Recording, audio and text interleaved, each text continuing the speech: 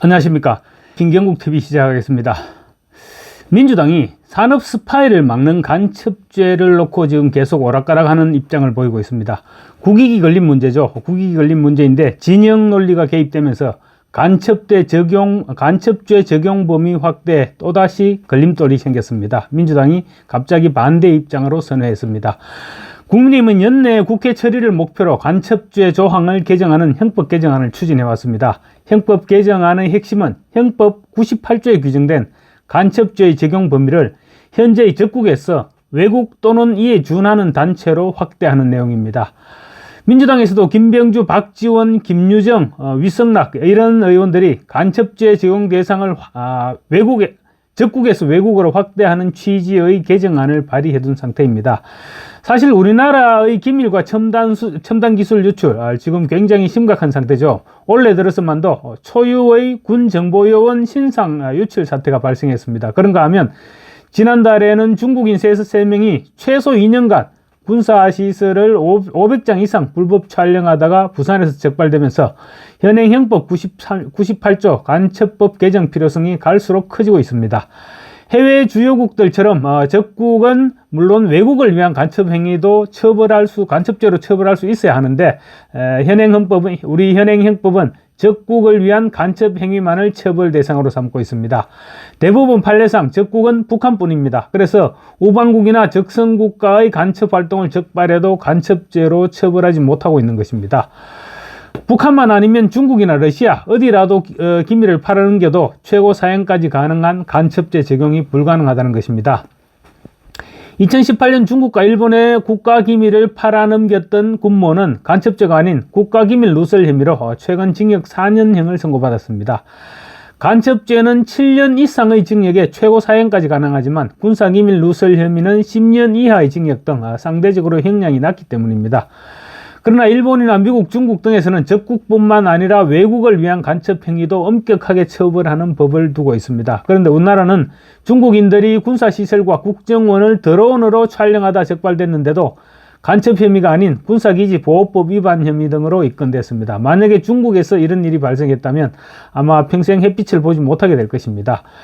그래서 국민의힘이 연내 개정을 목표로 강력하게 간첩법 개정을 추진해왔고 민주당도 반대가 아니라 오히려 자기들이 주도하겠다면서 별도의 개정안을 발의하더니 갑자기 반대 입장으로 선회한 것입니다.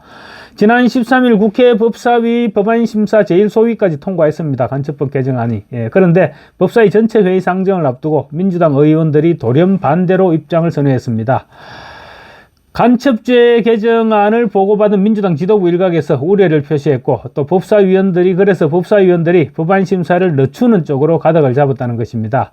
우리 간첩죄는 무려 1953년도에 제정된 뒤 한 번도 고쳐지지 않은 구시대적 조항입니다. 그래서 국가보안상, 국가안보상 허점이 드러났는데도 불구하고 고치려고 하지 않고 있는 것입니다.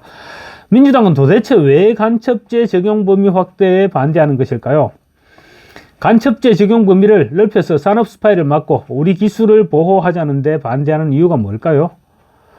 민주당의 우호 세력인 민노총과 민변 이런 세력들 때문일까요?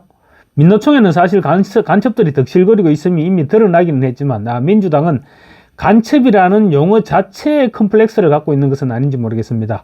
어쩌면 민주당 내 친중 세력들이 준동을 하고 있는지도 모릅니다. 중국은 지금 대한민국의 첨단 기술을 도둑질해가는 데 혈안이 되어 있습니다. 도둑질해간 첨단 기술에다 막대한 자금을 투입해서 삼성을 뒤쫓고 있습니다.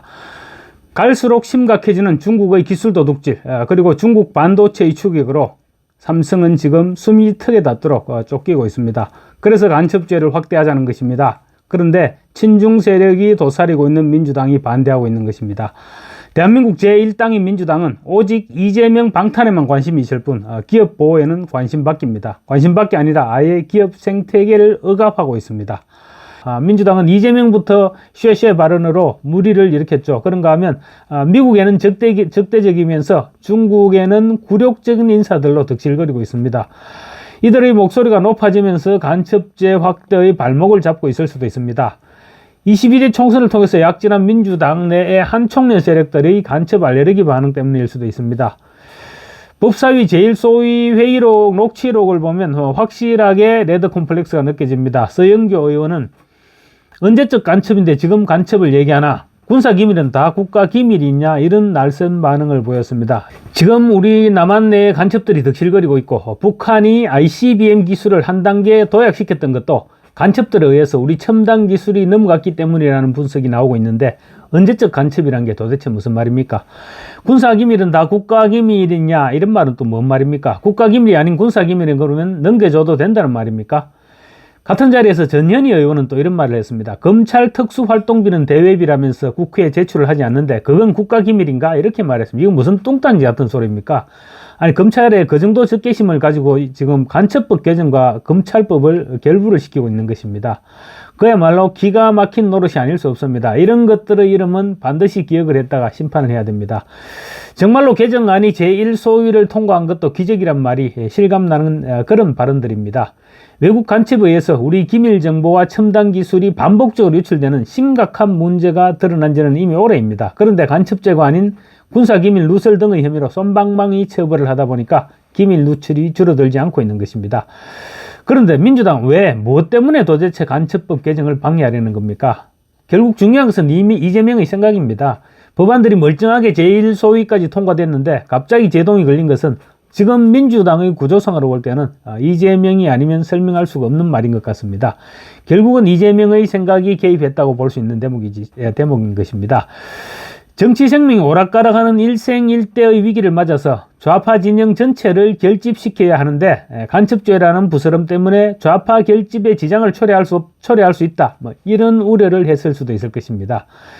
민주당이 국정 발목을 잡아온 것이 하루 이틀은 아니죠. 그렇지만 국가보안법상의 간첩죄를 강화하자는 것도 아니고 형법상의 간첩죄 적용 범위를 확대해서 우리 기밀을 지키자는 데 반대하는 것을 도대체 어떻게 받아들여야 됩니까?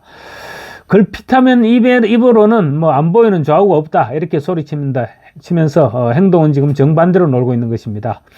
간첩법 개정 시도는 지난 21대 국회에서도 있었습니다. 개정안 4건 중 민주당 법안이 3건이나 됐습니다. 그렇지만 그때도 일소의 문턱조차 넘지 못하고 폐기됐습니다.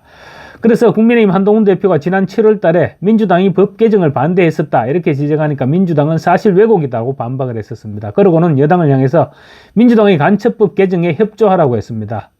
22대 국회에 들어서서 국민의힘이 개정안 12건, 민주당은 개정안 6건을 각각 발의했습니다. 그렇지만 민주당의 갑작스런 태세 전환에 간첩법 개정은 또다시 발목이 잡혔습니다. 적국을 외국으로 바꾸는 간첩법 개정이 되어야 중국 등 외국의 산업 스파이, 안보 스파이를 막을 수 있다는 것을 민주당이라고 모를 리가 있겠습니까? 이해할 수 없는 것이 적국인 북한은 이미 간첩죄의 적용 대상입니다. 그래서 간첩이란 말에 알레르기 반응을 일으킬 이유가 없는데 좌파 특유의 레드 컴플렉스 반응을 보이고 있는 것입니다. 아마도 민주당 내에서는 아직도 간첩이라는 용어 자체가 금기어가 아닐까 싶습니다. 간첩죄 확대는 이처럼 목숨 걸고 반대하는 민주당이 이재명과 민주당 의원들의 방탄 입법은 지금 하루가 멀다 하고 도둑 입법을 하고 있습니다. 이재명을 구제하기 위한 선거법 개정안에 이어서 돈봉투 의원들에게 면죄부를 쥐어주기 위한 정당법 개정안을 몰래 발의했죠. 그러더니 이번에는 이재명의 성남FC 후원금 사건에 면죄부를 주기 위해서 제3자 뇌물죄 처벌 범위를 축소하는 형법 개정안을 역시 몰래 발의했습니다. 수사를 개시한 검사가 기소 이후 해당 재판에 참여할 수 없도록 하는 형사소송법 개정안도 함께 발의했습니다. 입법권을 휘둘러서 이재명의 재판 결과를 흔들어 보겠다는 그런 시도들을 이어가고 있는 것입니다. 민주당 최고위원이죠. 주철현 의원은 제3자 뇌물죄를 규정한 형법 제130조에 위법성 조각 사유를 신설하는 개정안을 지난달 28일 발의했습니다. 공공의 이익을 위한 경우로서 제3자가 국가나 지방자치단체 또는 공공기관, 공익법인 등에 해당하는 경우에는 처벌하지 않는다. 이런 조항을 추가시킨 내용입니다. 이번에도 완벽한 이재명 맞춤형 법안입니다. 이재명의 성남FC 사건 변호 논리를 그대로 법제화하려는 시도입니다. 이재명은 성남시장 시절 기업 4곳의 청탁을 들어주고 자신이 구단주로 있던 성남FC에 133억 5천만 원을 후원금으로 내도록 했습니다. 여기에 적용된 범죄 혐의가 바로 제3자 뇌물죄입니다. 이재명 측은 공공의 이익을 위한 적극 행정의 일환일 뿐이지 이 대표가 취한 이익은 없다 이렇게 방어를 해왔는데 그 논리가 그대로 주철현 의원의 법안에 담긴 그야말로 이재명 방탄 전용 법안인 것입니다. 간첩죄 확대는 반대하면서 자기 당 대표와 소속 의원들의 방탄에는 열을 올리고 있는 민주당. 정당 해산 사유가 지금 자꾸만 쌓여가고 있습니다. 감사합니다.